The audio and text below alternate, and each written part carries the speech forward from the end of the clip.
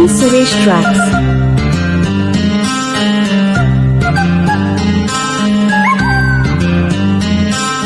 చందమామ కథలో చదివా రెక్కల గుర్రాలుంటాయని నమ్మడానికి ఎంత బాగుందో. బాలమిత్ర కథలో చదివా పగడపు జీవులు ఉంటాయని నమ్మడానికి ఎంత బాగుందో.